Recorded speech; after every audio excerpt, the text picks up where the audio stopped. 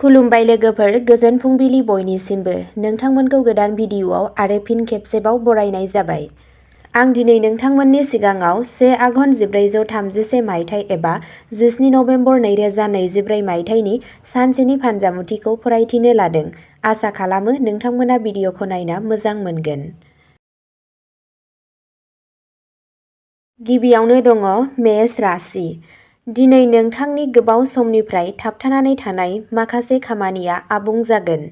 जायफोरा गुबुन हादोराव थांनो सानथांखि लागासिनो दंमोन, बिसोरनि लुबैनायफोरा जाफुंनो हागौ। हाबाफोरनि सोमोन्दै नोंथाङा बांसिन बिबान लानांगोन। नोंथाङा नोंथांनि खरसा बांनायजों जेंनायाव गोग्लैगोन। नोंथाङा मोनसे गिदिर जाफुंसारनाय मोननो हागोन। साख्रि मावग्रा सुबुंफोरा गावसोरनि खामानियाव गोसो होनांगोन। जुदि नोंथाङा थाबायनो थाङो अब्ला बैयाव गावनि आदारनि सायाव आबुं गोसो हो। वृषभ राशि। दिनैनि साना नोंथांनि थाखाय मोनसे गलाय-गथाय फिथाइ गोनां सान जानो थांगासिनो दं।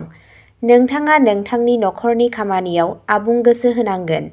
नोंथाङा नोंथांनि खरसानि हिसाब लाखियोब्ला बेयो साबसिन जागोन। नोंथाङा धोरोमारि आरो धोरोमारि हाबायाव गोबां गोसो होगोन। नोंथाङा नोंथांनि खरसा बांनायजों जेंनायाव गोग्लैगोन। नोंथाङा सासे लोगोनि बागै गाज्रि मोननो हागौ। मिथुन राशि।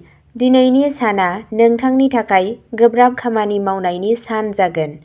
नोंथाङा खाफालनि आबुं मदद मोनगोन। जुदि नोंथांनाव जायखिजाया खामानिनि सायाव माबाफोर टेनसन दंमोन, अब्ला बेबो गोमोरलांगोन। नोंथाङा जायखिजाया दान्थे-बिदान्थेयाव गोग्लैनायनिफ्राय गोजानाव थानांगोन। फालांगियाव मोजां मुलाम्फा मोननायनि थाखाय नोंथांनि खुसिखौ मिथिनो मोननाय नङा। रावनोबो बेबादि जेबो दाबुं जाय नाङै नांलायनायनि जाहोन जायो। नोंथांनि थाखाय नोंथांनि खामानिखौ गोसोआव लाखिनाया साबसिन जागोन। बाहागोदारियाव खामानि मावनो थाखाय नोंथाङा सांग्रां जानांगोन। कर्क राशि। दिनैनि साना नोंथांनि थाखाय मोनसे गलाय-गथाय फिथाइ गोनां सान जानो थांगासिनो दं। जायखिजाया गाज्रि थासारियाव नोंथाङा गोसो हमथानो नांगोन। फालांगिजों सोमोन्दो थानाय नोंथांनि खामानिया जाफुंसारगोन।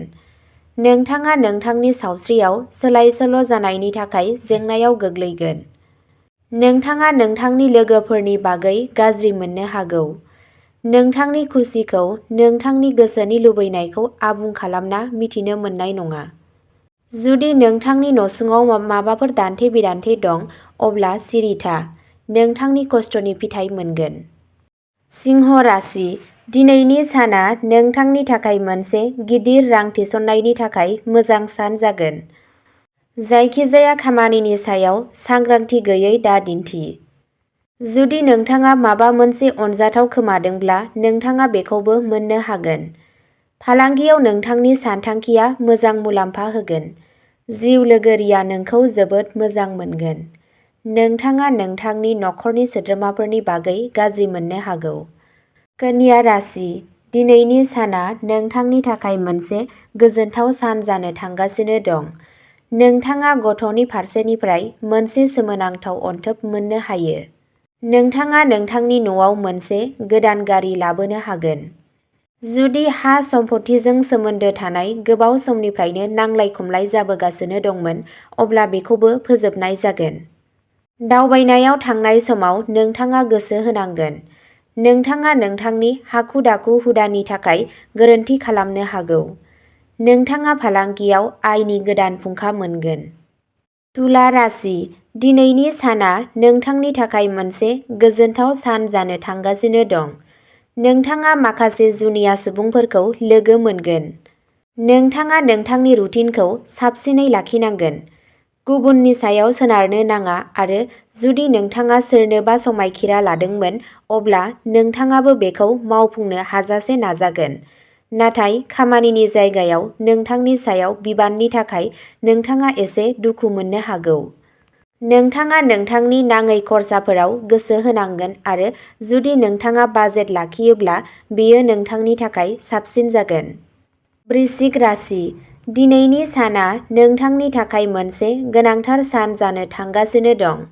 नोंथांनि आखा-फाखाथिया साबसिन जागोन। नोंथाङा नोंथांनि खामानिनि सायाव सांग्रां जानांगोन। लेनदेनजों सोमोन्दो थानाय आयदाफोरा नोंथांनि थाखाय साबसिन जागोन। रांखान्थियारि नोजोरजों साना मोजां जागोन। नोंथाङा नोंथांनि फालांगियाव मोजां मुलाम्फा मोननानै गोजोनगोन। नोंथांनि दावगानायनि लामायाव फैनाय हेंथाफोरखौ बोखारनाय जागोन। नोंथांनि माखासे गोदान बेरेखा जानो हागौ। हाबा जानाय जिउआव गोदैया थागोन। धनु राशि, दिनैनि साना नोंथांनि थाखाय मोनसे गलाय-गथाय फिथाइ गोनां सान जानो थांगासिनो दं।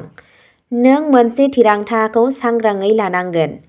लेनदेनजों सोमोन्दो थानाय आयदाफोराव नोंथाङा गोसो होनांगोन। नोंथाङा फालांगियाव नोंथांनि जायखिजाया खामानिखौ फोजोबनायाव जेंनाजों मोगा-मोगि जानांगोन। सम्पथि फालांगि खालामग्रा सुबुंफोरा एसे गोसो होनांगौ। साख्रियाव खामानि मावग्रा सुबुंफोरा गावसोरनि खामानिखौ आबुं बाउसोमनाय आरो सैथोथिजों मावनांगोन।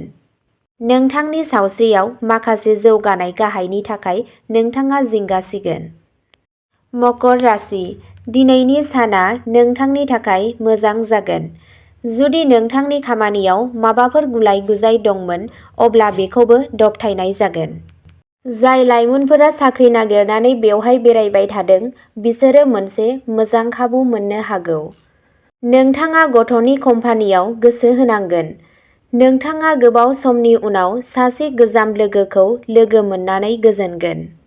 नोंथाङा माखासे गोहोम गोनां सुबुंफोरखौ लोगो मोनगोन।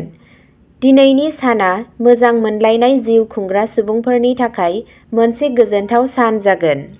कुम्भ राशि, दिनैनि साना नोंथांनि थाखाय जेंनाफोरनिफ्राय उदां जानायनि सान जागोन। जुदि नोंथांनि जायखिजाया जेंनाया गोबाव समसिम थाबथानानै दंमोन अब्ला बेखौबो बारग'नो हायो। नोंथाङा मोनसे गोदान प्रजेक्टआव खामानि मावनो हागोन। जायखिजाया गाज्रि थासारियाव नोंथाङा गोसो हमथानांगोन। गोनांथि गैयाजासे जायखिजाया बाथ्रानि सायाव टेनसन दाला। जेबो बाथ्रायाव दान्थे-बिदान्थेयाव दाथां। नोंथाङा नोंथांनि खुदियाखौ दावगानायखौ नुना गोजोनगोन। नोंथांनि जायखिजाया गोजाम ट्रेन्जेकसनफोरखौ होफिननाय जागोन। बिमा-बिफानि बोरजों नोंथांनि थाबथानाय जायखिजाया खामानिया आबुं जागोन। मीन राशि, दिनैनि साना नोंथांनि थाखाय फोथायनायजों बुंफबनाय सान जानो थांगासिनो दं। नोंथांनि गोसोआबो गोजौ जागोन। नोंथाङा मोनफ्रोमबो खामानिखौ मावनो थाखाय नेगोन। नोंथाङा मोनसे गिदिर जाफुंसारनायखौ मोननो हागोन। जुदि नोंथाङा माबा मोनसे खामानिखौ फोजोबनायाव जेंनाजों मोगा-मोगि जागासिनो दंमोन अब्ला बेखौबो आबुं खालामनो हायो। गावनि गोसोआव गाज्रि साननायफोरखौ दादोन। बेयो नोंथांनि सावगारिखौ सुबुंफोरनि गेजेराव गाज्रि खालामगोन। फालांगियाव नोंथांनि थाबथानाय जायखिजाया खामानिया गोख्रैथि मोनगोन आरो नोंथांनि सानथांखिफोरा आरोबाव मोजां मुलाम्फा होगोन। अब्ला दिनैनि राशि फरायथिनाया एसेनोसै। नोंथांमोनहा बेबादिनो सानफ्रोमबोनि फानजामुथि मिथिनो थाखाय चेनेलखौ साबस्क्राइब खालामनानै लादो आरो फानजामुथिखौ नायनानै मोजां मोनदोंब्ला अन्नानै लाइक, शेयार आरो कमेन्टबो खालामनानै होलांब्लानो जाबाय।